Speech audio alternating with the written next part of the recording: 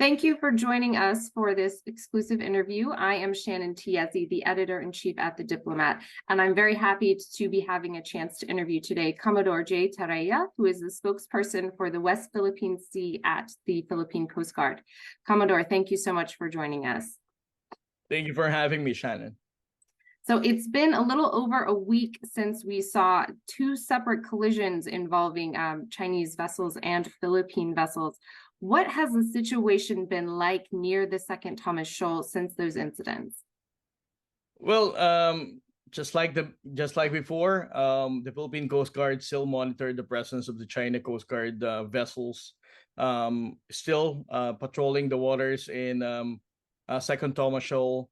The only difference is that whenever we are going to support the Armed Forces of the Philippines to carry out the resupply operation, they're just increasing the number of China Coast Guard vessels, and of course supplemented by additional number of Chinese maritime militia. But in ordinary days, we can still monitor the presence of the Chinese Coast Guard vessels. Most of the time, there are 2 or 3 China Coast Guard vessels in that vicinity. Mm-hmm. So you mentioned increasing number of Chinese vessels when there's a resupply mission in the works. Is this a new development? There have been incidents during attempted resupplies before, the military laser incident in February, the water cannon incident in August.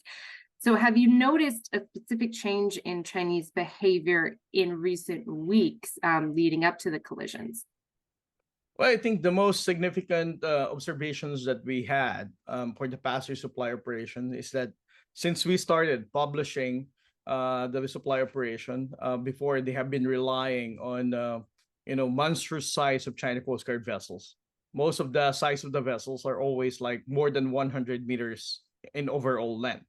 But as you can see from the past 3 resupply missions, since August when they started doing the water cannon, you can now notice that there are China Coast Guard vessels that are smaller number in size. I mean, before it, as I said, it's more than 100. Now, I think they're like less than 50 meters. These are like 21.5 series bound number of China Coast Guard vessels.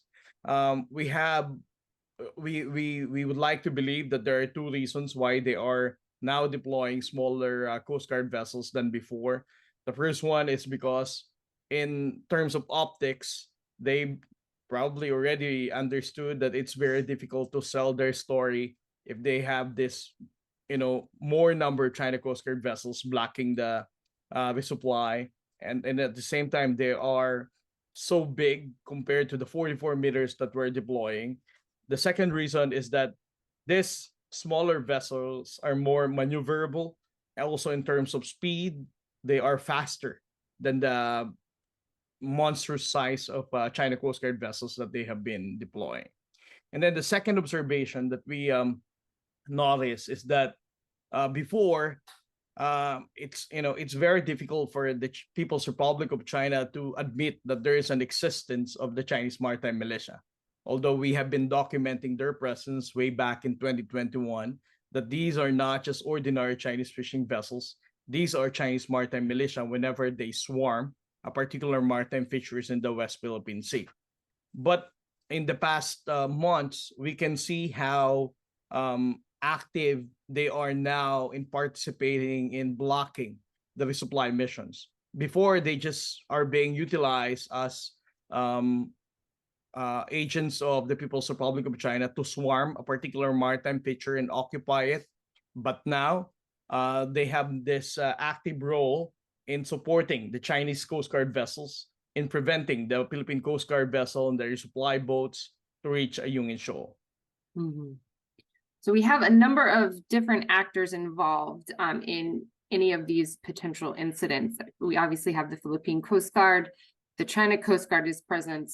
You have the Chinese maritime militia, sometimes civilian vessels from the Philippines there as well.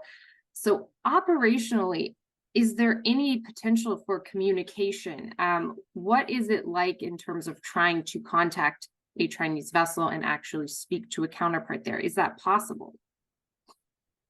Well, with the last, in reference with the last supply operation, as what I have told the media then, we have conducted like more than 60 radio challenge to the China Coast Guard and the Chinese Maritime Militia. But of course, they're not responding.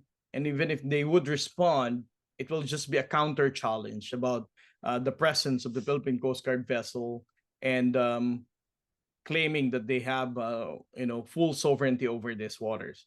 So we can call them through radio, but as far as communication in a matter that we have operational understanding of what we do to each other, that is very unlikely to happen in the past months.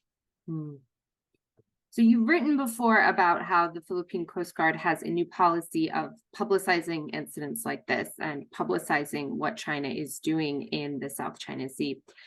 Do you think that this policy is having an impact? And in particular, do you think it's been successful from the PCG's point of view? Well, I think so. First of all, I'd like to thank you, Shannon, for, of course, publishing that article for us to be able to explain why there is a sudden shift of transparency initiative in responding to the Chinese gray zone activity in the West Philippine Sea. Well, as what I have noted in the past interviews, I've been mentioning that every time we publicize a particular aggressive behavior of China, the next month of the resupply, we can expect that they're not going to do that. Like what they did with the water cannon in August. We did the resupply, they used the water cannon, we publicized it. They were condemned and criticized, not just by the United States, but even the entire European Union have mentioned their condemnation of their aggressive action. Also, Australia, Japan, and other like-minded states criticized China in what they did. The following resupply mission in September, they never used water cannon. So we can actually tell that every time we publicize a particular aggressive behavior of China, we can expect that the next one, they're not going to do that. And then in terms of shadowing, I have probably wrote this already in that article that before they were shadowing Philippine Coast Guard vessels whenever we patrol the West Philippine Sea from the side. For example, if you have Philippine Coast Guard here on this side, then China Coast Guard would shadow it from the right side. But of course, since they are now conscious about us bringing journalists, we have cameras to document what they're doing.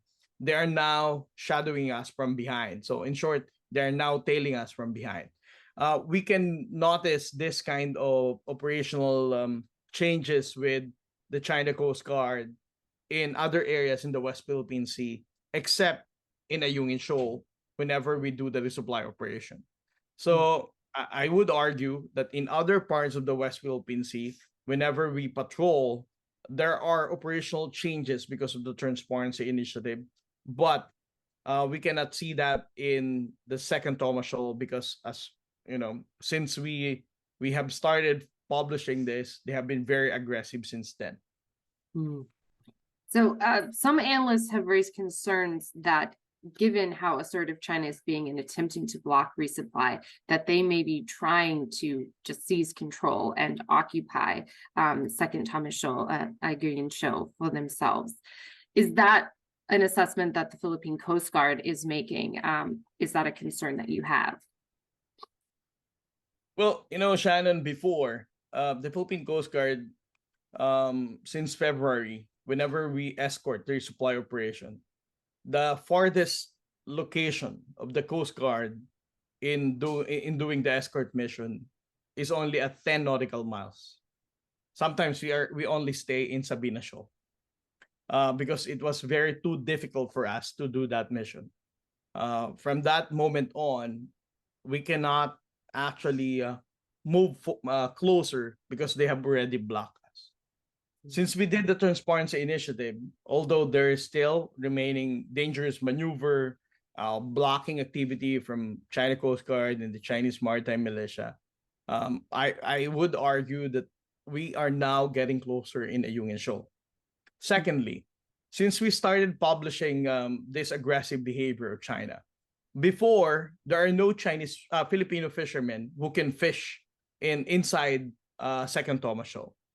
But it's the Armed Forces of the Philippines who even reported that there are a lot of Filipino fishermen now who can enter Ayungin Shoal.